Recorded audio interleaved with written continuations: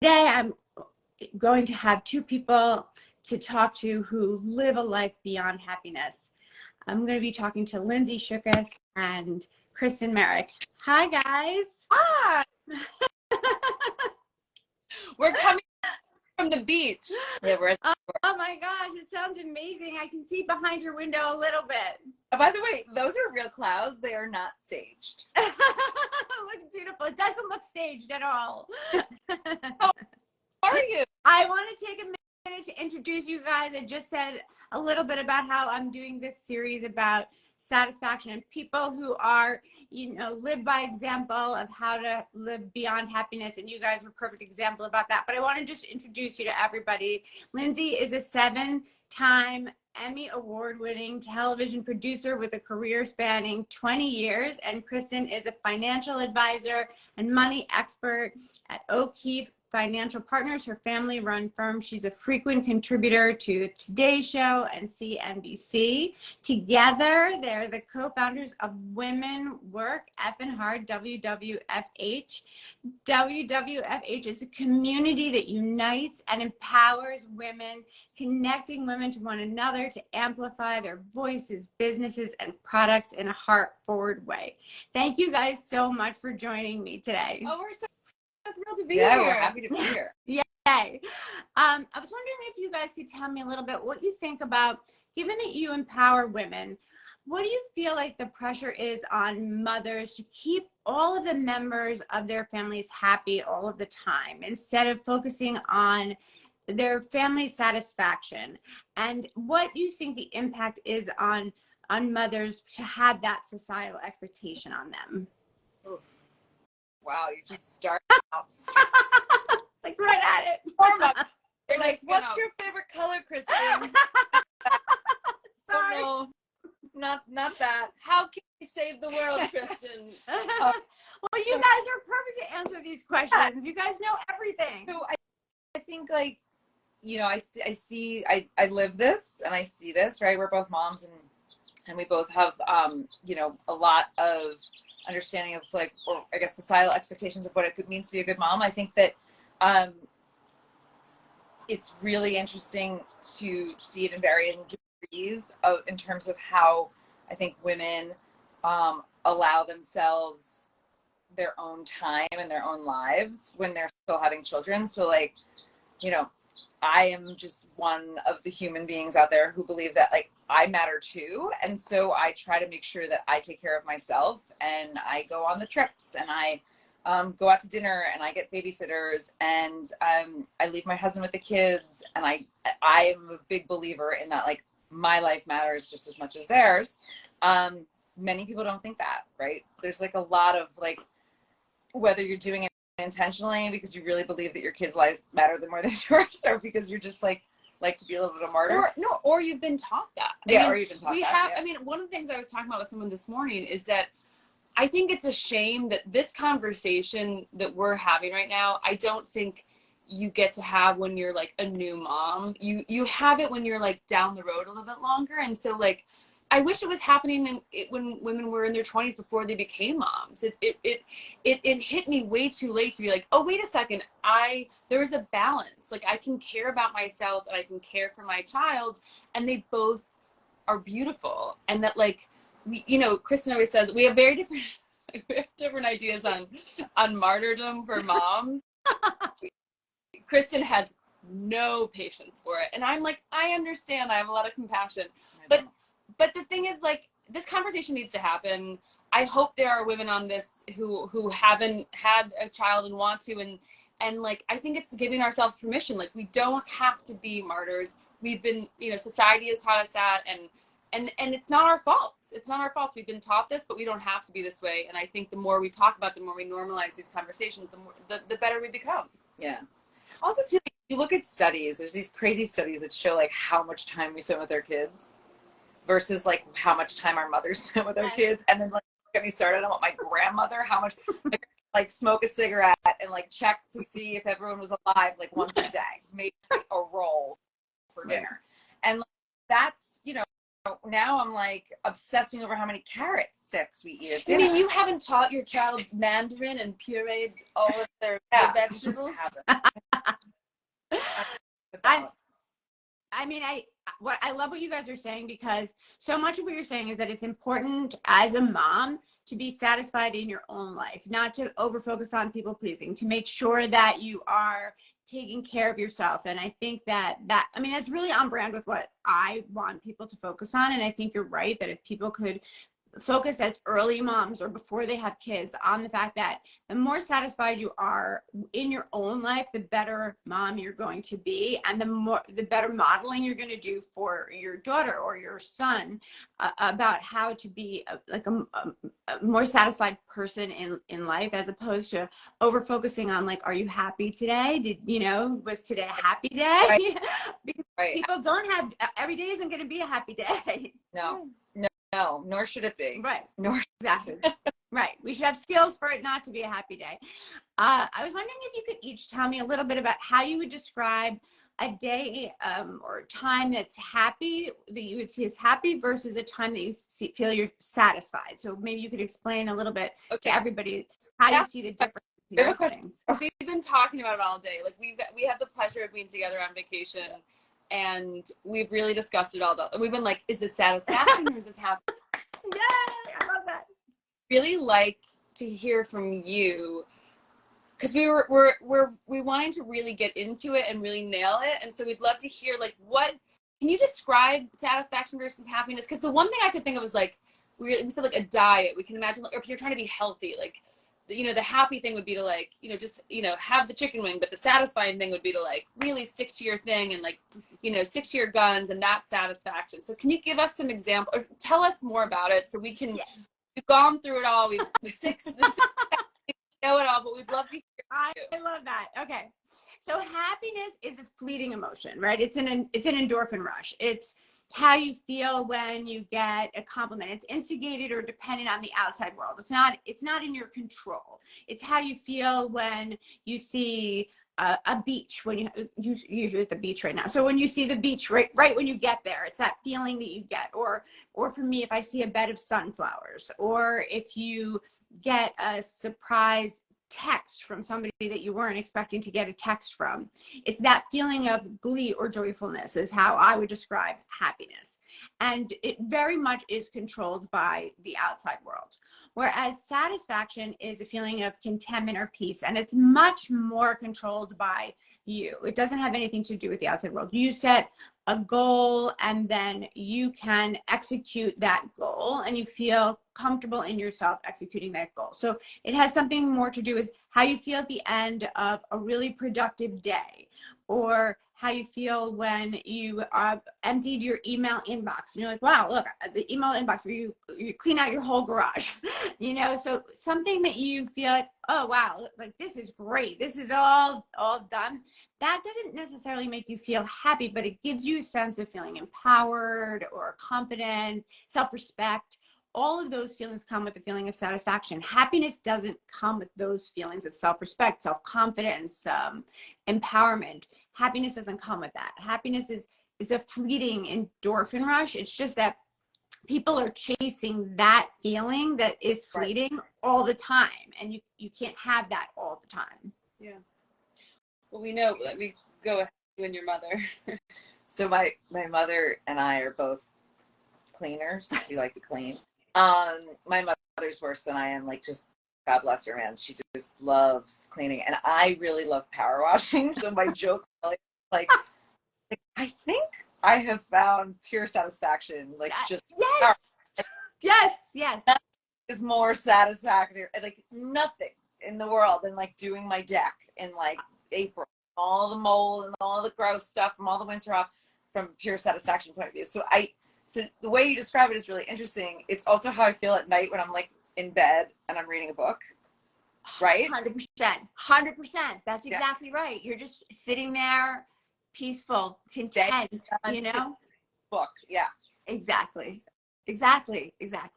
Right. I think for me, it's like I don't have a specific example as power washing. I think when I think of happiness, especially like when I worked at SNL, like like words of praise has always been a thing of like the fleeting, like someone saying something really nice, and being in my job where it could be like, you know, just like that moment of like, oh my God, you were good, like you did something great, and how good that felt, right? To like have someone externally say to me, you are good, you are great, right. Versus, you know, really using tools, like really like the tools that I've been given through therapy, through reading, through friendships, through honestly just getting older and evolving, and like those tools make me so much more sad, you know, like dealing with fear and dealing, you know, things that are harder, and knowing they're harder and dealing with them. And maybe it's not that rush of like, oh, I'm good, but it's like it's a longer game. Like for me, like the satisfaction of being like, my evolution as a human is very satisfying to me. I love that. That was really well said. Exactly. And I think that when you're evolving as a human, that's when you become. You just gave me praise, and that made me happy. Yes. Exactly. I just made you happy, but your evolution as a human is satisfying. And that was well said, because as you evolve as a human, then you become more self-confident, more resilient, more, you know, you have more self-respect with all the tools that you were saying that you get over time, which I think is really important, as opposed to just chasing the happy, you know, which is fleeting. I was wondering if you could each tell me about a time when you might have chosen satisfaction over happiness and why that was a better choice for you.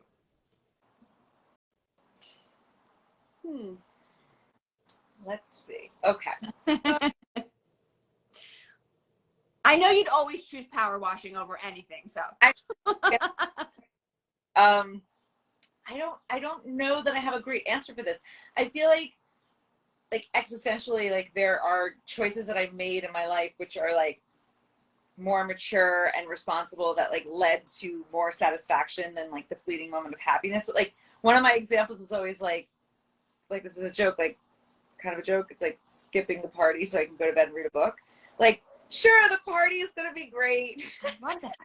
You know, like, I'll drink too much tequila, and I'll have, like, will I have more, like, I will be more content at home, or like, you know, going on a fancy vacation and blowing out and spending $1,000 or coming to the beach house, like what, one or the other. Like, I feel like that's where I'm going with this. And again, I'm still kind of struggling with the idea of satisfaction and like what that means. And so I think I don't have a great answer until I think through it a little bit more.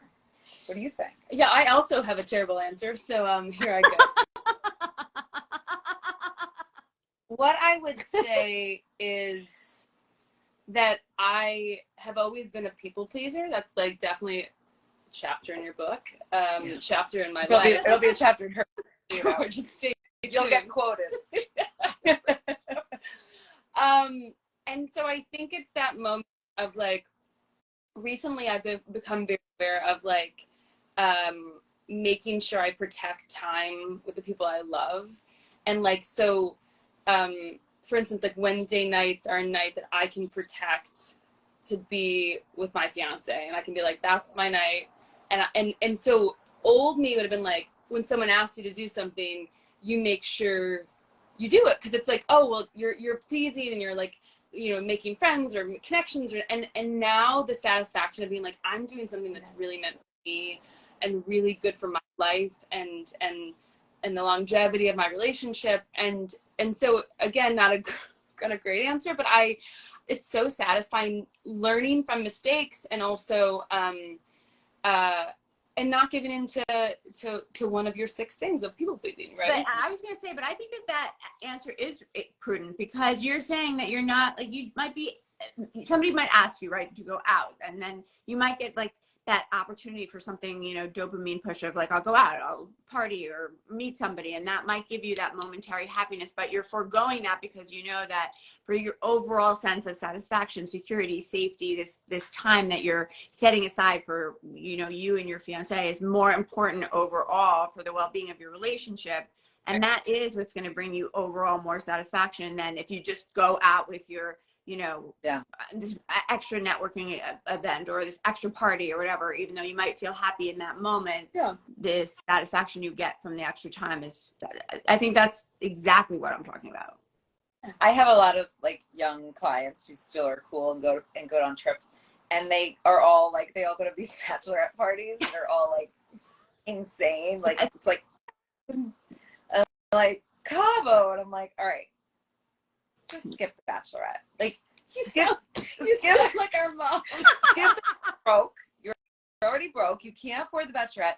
Like skip the bachelorette and save the money, because like that is actually long term going to make you feel a lot better to have money in the bank as opposed to like going on the trip. I feel like that's not my answer, but I feel like it's an answer that could be applicable to me. Right. No, yeah. And that's right. That makes sense. Exactly. Because then you're foregoing the trip for the satisfaction that you're going to have long term for knowing that you have financial stability, and then you just can't have to say no sometimes. Exactly. Yeah. Okay. So in my book, I talk about 6 techniques, as you have alluded to, avoiding assumptions, self-reinforcement or self-care, closing out tasks, making decisions, facing fears, avoiding people-pleasing behaviors. And I find that everybody struggles with one, some, all of these 6 techniques. And I was wondering if you each could tell me which one you feel like you struggle with the most of them, and why. Yeah. I mean, a lot of them resonate with me, and a lot of them are things that I've really, in this evolution, I've really focused on. Like people pleasing is a huge one that I've made so much progress on. And so I, like I said, a lot of them resonate with me. I think the thing that maybe speaks to me the most right now is the idea of fear. And I think this goes kind of along with what you're saying, but just like, I'm trying to, for so long in my life, I was like, push down stuff. It's just like, you're scared, push it down. You're, like bad feelings, push it down. Like all this idea of just like pushing things down that isn't, good things you can keep up and bad things you push down. And so now this thing that I'm really working on is like seeing fear and accepting it and embracing it and being like, that's just part of me. I'm a human. I have fear. I have doubt, and I'm okay with that. And what you resist persists, kind of thing. And so I'm trying to like see it, lovingly embrace it. Can you tell I'm in therapy? And so it's a thing that I'm working on, but I'm much more attuned to it than I used to be. And so I'm very proud of myself for the work I'm doing with fear, but also it still resonates with me. Yeah. I mean, I feel like I definitely like related to most of them. I mean, people pleasing, I think, is just like a big part of my life. And the big one for me was the self-reinforcement. Mm-hmm. So I think something that I had to like go back and like actually like read again, and I kind of went through the chapter and I like outlined some things. I just feel like it's not my best quality. And again, what Lynn said earlier too is like, I really love praise. Yeah. Like actually, it was just funny. I went through my like stuff that my mom like got rid of in the house. Like she's like, get your crap out of the house. And so I went through one of the bins a couple of weeks ago, and I like found all this stuff from like the 2nd, 3rd, and 4th grade. And so like I was able to kind of go back and read like all the little things I wrote, and I loved being told how great I was.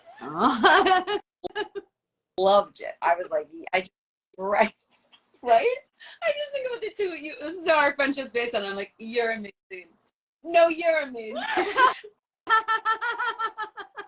This is great work. And I'd be like, yeah, like I've always liked praise. And I actually like really feel like I do well with that, but like I also don't feel like I get it very often. And so like from like the people that maybe I need it from. And so I think that this was like a hard thing for me to just be like, no, you're good, Chris. Like you don't need everyone in the world to tell you you're great. Like you're great. And so if I could figure out a way to be a little bit more like, take the moment and be like, this is a good thing. This accomplishment is like a great thing for you, you should be proud of yourself instead of being like, what's next? Like, gotta keep moving forward, which is, you know, a little bit like the mentality of like the salesperson, right? We used to joke, so you're always as good as your last trade on the floor. And so maybe that's part of my brain, but it's something that really sat with me and something I want to think a little bit more about. That's awesome. That's great. Yeah, I mean, active self-reinforcement is so important to create a positive feedback loop so that then we can like continue to want to do challenging things. I mean, you obviously live a life where you're always doing challenging things, both of you, but it does help to remind our brains like, hey, stop for a minute. Like, I just did something really hard and I should reflect on the fact that I just did something really hard and I earned like whatever, an affirmation or to do something nice for myself or something nice that I don't need to delegate that, you know, valuation to the outside world, but I can give that to myself. I recognize that I did it. Right. Lindsay, this question is for you. So you recently left an amazing career, and I was wondering how you feel like that has impacted your life overall in a more personally satisfying way. I answer this. I left a job. I still have a career. So okay, it's a job. You left the job. That's true. That's fair. That's fair. Higher. But I left an amazing job after 20 years, and it was very much tied up with my identity. My identity was, you know, I started when I was 22 and I worked for 20 years there. So my entire adult life was at one place. I would say that I'm really finding so much satisfaction in like the presence, like that I have gained. You know, and you don't really know it when that's all you know. You're kind of like, oh, this is just life, and this is how I work. And then now that I'm out of it, and I'm home more, and I'm not even just home more. I'm like here. I'm here with you right now today. I am here with you. We are here, and I feel it, and I'm not thinking of 18 other things. Yeah. And that's what shocked me the most is like my ability to really hone in on presence and to like, you know, really, especially with my daughter, to not be like putting her to bed and thinking of like, when can I get my phone? Because that's what I really need to have right now. And so that part has been spectacular. I mean, the joke we keep saying is like, I keep being like, has the sky always been this blue? I mean, the sky is pretty blue actually right now. It's still like weird to me that she can like do things on Saturday nights now. Yeah. Right? Like that took, I mean, it's still like we're a year out and I'm still kind of like, I got to worry about Lindsay's fall schedule. And I'm like, oh, wait, yeah. No, I don't. Like, we can do whatever we want. Yeah, talk about gratitude. You really realize, like, when you, like, get your weekends back, yeah. You know, when you never had them back. as an adult. You never had. Yeah, I guess that's right. When you get them and you're like, you know, you get to go out on a Saturday night and be like, I'm at a party. Yeah. And it's a Saturday. Cool. I mean, everything you said is such a beautiful thing. I mean, it's not a surprise you feel more satisfied given all of that. Okay, Kristen, this is a question for you. So you're obviously awesome with money. We talked about money a minute ago, and I love watching you on the Today Show. So how do you feel like people could lead more satisfying lives if they are more focused on finances and saving money and things like that? You alluded to that a little bit, but maybe you can tell us a little bit more about that. I like this question. So I've been thinking a lot lately about just the concept of like living within your means, right? And the idea of like, we're kind of taught to just constantly like upgrade, right? Like that's always like part of life. It's a little bit of like the rat race or whatever. And it's, you know, like keeping up with the Joneses, and you live in a nice place and you see everybody driving fancy cars and you want the fancy car. We get it. And it's interesting because I see a lot of wealthy people, like tons of wealthy people all day long. I deal with them, and it doesn't, what I've learned about people is that it doesn't actually matter how much you make. It doesn't. Like, you could make 60 grand, or you can make 600 grand, you can make $6 million. And all of that is actually irrelevant if you spend more than you make and if you live outside. And what happens is once you live outside your means, you start to really stress about money. And stressing about money is gotta be the antithesis of happiness, truly. Or satisfaction. Like truly, what is worse than stressing about money? Nothing. Like it's a useless time suck that makes you feel like shit, right? So if you can figure out a way to live your life within the parameters of what you make, and then you can actually, I think, be a much more contented person. But doing that is really hard, and that's the work. That's the real work. Yeah. I think you're right. I think that is the work. And I think that does speak to like all the decisions people make in their life, right? It comes down to a lot of decision making people make.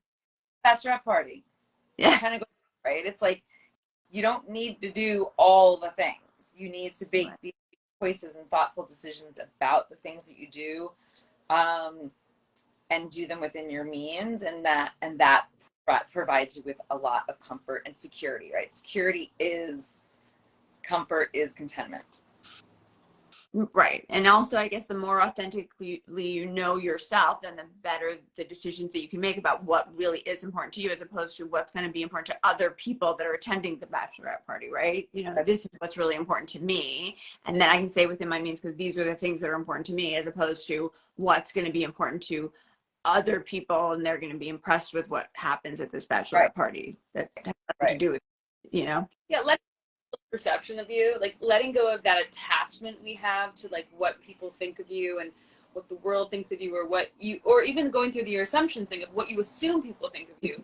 It's a real toxic poison, right? And so it's like, and the thing is, it's normal, it's natural, we have to accept that. Like, and I wish it was something you could get young, when you're younger. It just, unfortunately, it takes longer. It takes years. You know, you have to go through some of the, I mean, there was no way I could have accessed that when I was in my 20s, early 20s. There's just no way. You know, you have to kind of go through some bumps and some things to kind of teach you those things. Right. I mean, it is hard, and it's hard with social media and everything. I mean, we live in a ethos where it's like we're getting so many complicated messages about all of it. Although I do like when I have mothers give my book to their daughters, or give my book to the granddaughters, and I'm like, yeah, push it out when they're young. Yeah. Give it to them when they're young. All the 25-year-olds, like, just give them to me. Give me. Exactly. I'll save everybody's life. I also think, like, you know, one of the things that I heard a couple years ago with in regards to like my daughter who's 10 is normalizing feelings that aren't about being like feeling good or great. Like, you know, normalizing feelings like embarrassment or trying to keep up with the Joneses, or you know, failure or anger. Like, you know, normalizing these things, so it's like it's okay to feel these things. They're so normal and they're human, and it's a universal truth that we're all going to feel them. And it helps, you know, again, getting it out earlier. I'm glad to be able to do that with my daughter. It's cool. Yeah, absolutely. Absolutely. I mean, anything that we can hold space for feelings, so that it doesn't feel like there's just like binary emotions. People are happy or people are sad. People are angry. Like, this is it. These are the 3 or 4 emotions you're going to feel in your whole life, and that's it. We're done.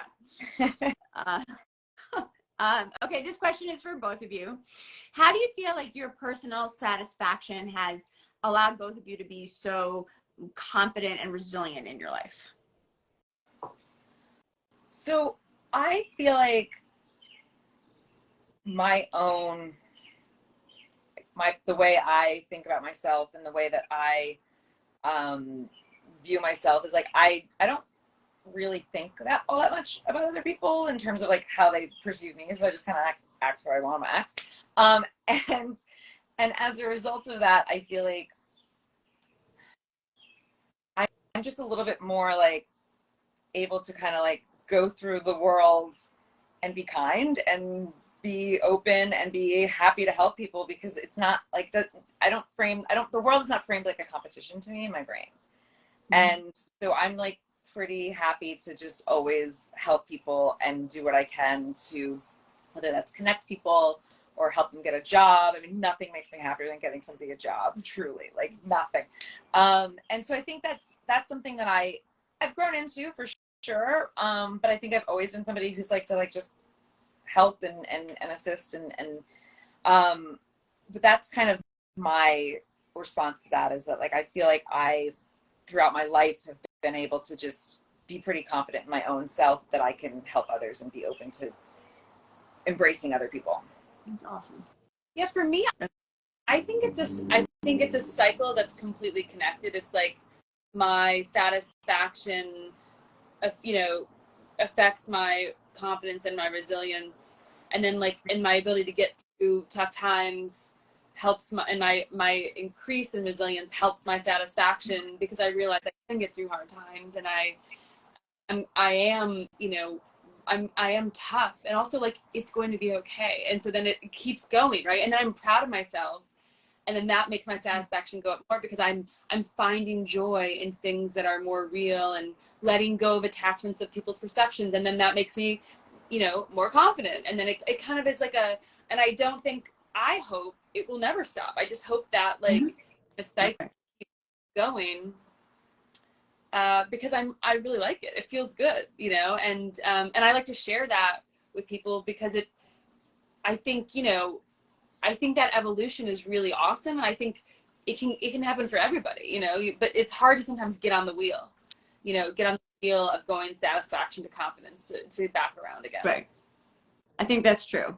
I think that you're right, though. It is hard to get on the wheel. It takes an adjustment in your way of thinking. But once you get on the wheel, you're right. It's a very, very cool wheel to be on. I mean, I was so off the wheel. I was so not like I was great. I was a great pretender. I really was good at pretending. But then I got on it, and the last 10 years have been. That was maturity. Like, It was you were in a hard maturity, place. and also going through some tough times. Yeah, it was like difficult. And now it's like that evolution has been really very, very satisfying. Yeah, that's true. Yeah, that's why that definitely the two of you are leading beyond happiness by example, which is why I wanted to talk to you guys, because that's exactly what I'm talking about. This has been amazing. I don't know if you have anything that the two of you want to add about happiness versus satisfaction, because I think that all of the things that you've said and all the experiences that you've shared have been so valuable to everybody. I don't know if there's anything else that you wanted to add. What's your of the six? What's your That's a great question. I don't want to say downfall. Right. So the one that's the hardest for me is assumption making. So that's why I can very honestly say that I don't think there's anybody. I mean, I've been working on this brand since I built the brand, and I still struggle with assumption making. I think it's so difficult not to fall into the trap. And I hear myself talking to myself all the time saying, that's an assumption. Don't make that assumption. But that one is the one that is the hardest of the six for me personally. It's hard. Assumption making it's hard. Yeah. I think they're all hard. Well, also you have to realize that it's in your head. Your voice is a thing. You have to be awareness that voice is there, and it's saying things that are maybe not good for you. Right. It's saying things that that hasn't happened yet. Like, you're making all sorts of guesses about things that haven't even occurred. Like, stop playing this mental chess game. Nothing has happened yet. You have to be patient and wait. Nothing has happened. Don't make a plan yet, because nothing has happened. You don't need a plan yet. There's plenty of things in life that you can plan for, but not this yet, because nothing has happened. But it's hard to pull yourself back from the precipice, which is why I find that one so hard. But I do think that you're right. Like, they are all, I mean, the reason that I built the six is because I think that they are all hard in their own right to be able to do on a regular basis all of the time, for many people, because it's hard people love delegating decisions. People have a lot of trouble facing their fears, as you talked about. People pleasing is a huge thing for, a lot of people. And I mean, closing out tasks, we start a lot of things that we don't finish. So, I mean, all of them are things that I think are challenging for so many of us. Yeah. Well, thanks for having us. This is really fun. Our kids have hijacked my mother's phone, and so really trying to stop putting things in the chat. So thank you guys so much. Thanks for sharing your experiences. And I am going to be watching all of the great work that you're doing with WWF. You guys are amazing, and I admire you both so much. Thank you. This was really fun. We appreciate you thinking of us. Always, always. Love you guys. Thanks. Take Have care. a great day. Bye. Have Bye. fun.